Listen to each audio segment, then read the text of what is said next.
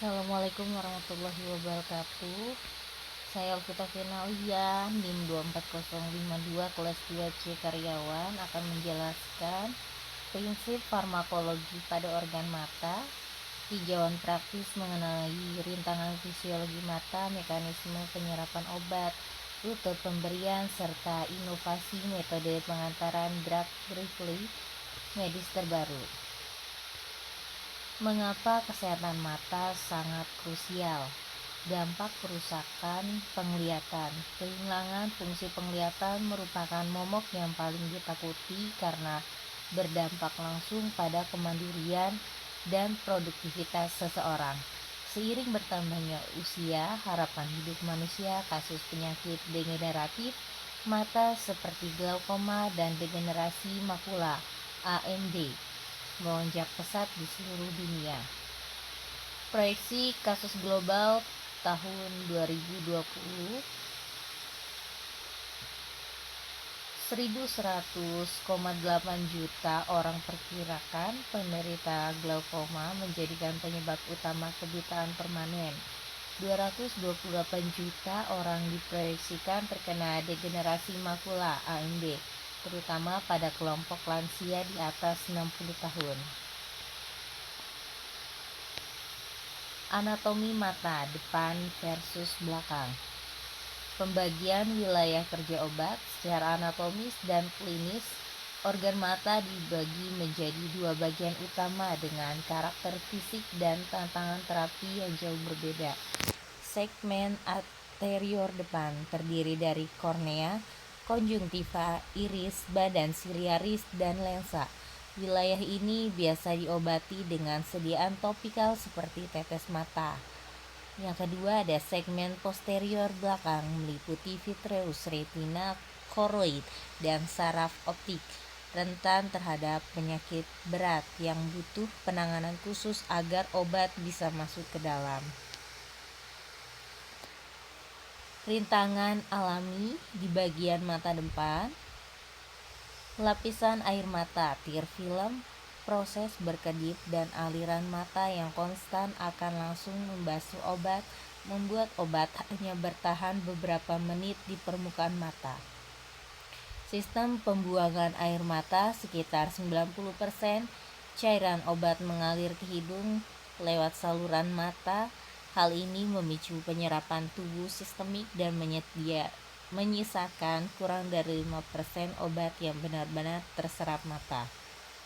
Kerapatan epitel kornea.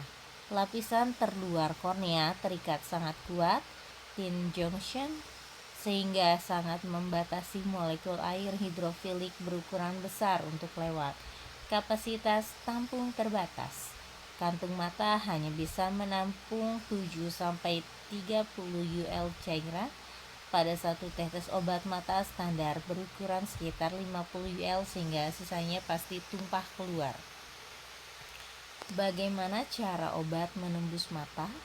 Melalui kornea, jalur utama. Mekanisme penyerapan obat tetes mata umumnya diserap lewat rute ini. Molekul obat harus mampu melewati 3 lapisan kornea yang memiliki sifat kepolaran yang saling bertolak belakang. Yang pertama ada epitel, suka lemak atau lipofilik. 2 stroma, suka air, hidrofilik. 3 endotel, suka lemak, lipofilik. Contohnya latanoprost dibuat sebagai produk lipofilik agar mudah diserap epitel, lalu diubah menjadi zat hidrofilik setelah masuk melalui non-kornea, jalur samping.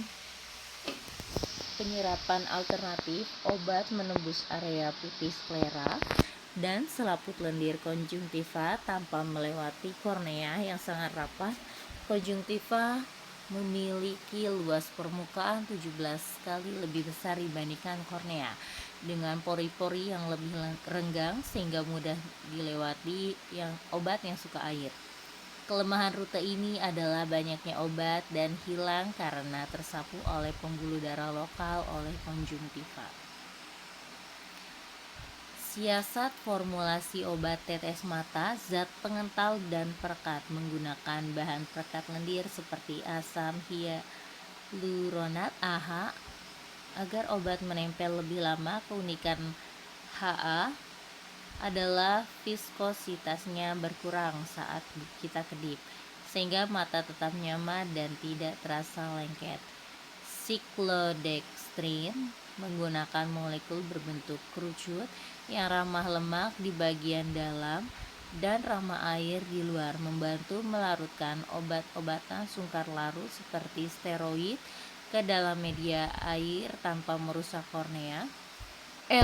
Emulsi mikro campuran minyak dalam air yang stabil secara termodinamika. Struktur ini meningkatkan kelarutan tipe lemak dan mempercepat penetralisasinya melewati sel-sel permukaan kornea. Tantangan mengobati bagian mata belakang. Sawar darah retinal, blood retinal barrier, lapisan pertahanan ketat yang menyaring molekul asing berukuran besar agar tidak mudah masuk ke area retina. Aliran darah koroid yang tinggi. Aliran darah di area koroid sangat cepat sehingga langsung menyapu, membersihkan molekul obat sebelum menyebar ke jaringan retina. Ikatan dengan melanin. Pigmen melanin pada sel mata mengikat kuat obat-obatan tertentu, menahan penyebaran zat aktif ke titik saraf tepi. Solusi utama injeksi langsung ke mata. Menerobos serintangan alami mata, metode menyuntikkan obat langsung ke dalam cairan vitreous intravitreal kini menjadi standar medis untuk mengobati penyakit segmen posterior seperti anti-VEGF. Penyerapan sempurna 100% menjamin obat sampai tepat sasaran di retina tanpa terbuang dan permukaan mata. Tindakan medis invasif memiliki resiko komplikasi serius seperti infeksi bagian dalam mata, endoplasmitis, robekan retina, pendarahan, dan katarak traumatik. Pelepasan perlahan molekul obat protein menyebar sangat lambat di cairan vitreous sehingga efeknya bisa tertahan beberapa minggu hingga bulan. Pilihan implan lepas lambat di mata. Ada 4 jenis implan dan sifat cara kerja bahan aktif, tujuan pengobatan utama, dan status medis. Yang pertama ada Vitra Cert, pelepasan stabil, tidak hancur sendiri, non biodegradable. Bahan aktif obatnya ganciclovir. Tujuan pengobatan utama infeksi virus CMV retinis. Status medis disetujui FDA. Yang kedua ada Ozurdex, bahan polimer hancur sendiri, biodegradable PLGA. Bahan aktif obat dexamethasone. Tujuan pengobatan utama pembengkakan makula dan peradangan uveitis. Status medis disetujui FDA. Yang ketiga ada Retisert, wadah khusus berbahan silikon non biodegradable. Bahan aktif obat fluosilone acetoinide. Tujuan pengobatan utama peradangan uveitis kronis non infeksi. Status medisnya disetujui FDA. Yang keempat ada Ilovien, implan mikro ukuran sangat kecil 25 GUG. Bahan aktif obat fluosinone acetoinide. Tujuan pengobatan utama edema makula akibat diabetes DME, disetujui FDA. Teknologi masa depan Rimer dan hidrogel. Sistem pengantar obat pintar. Penelitian modern fokus mencari pasien agar tidak terlalu sering menerima suntikan intravitreal yang menyakitkan. Dan Rimer PAM struktur polimer bercabang berukuran sangat kecil yang mengurung obat di bagiannya, menjaga stabilitas obat sehingga 6 bulan lamanya. Hidrogel sensitif suhu, polimer yang langsung berubah mengental menjadi gel saat mendeteksi suhu mata 32 derajat Celcius, menjebak obat dan melepaskan secara perlahan. Terapi gen dan sel punca. Terapi gen untuk mata, metode pengantaran menggunakan virus yang telah diizinakan, adeno asosiasi virus sebagai kurir pembawa DNA, normal menggantikan sel retina yang rusak akibat penyakit genetik. Platform NT501 implan sel hidup terbungkus membran khusus yang terus mensekresi faktor pelindung saraf untuk mencegah kematian sel saraf pada glaukoma. Terapi sel punca stem cell. Regenerasi jaringan rusak menumbuhkan sel punca pluripoten untuk menggantikan struktur krisis mata yang mengalami kematian sel secara permanen.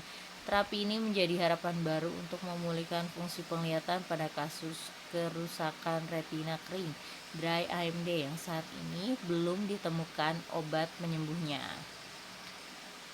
Akhir presentasi, terima kasih. Semoga materi presentasi ini bermanfaat dan mudah dipahami.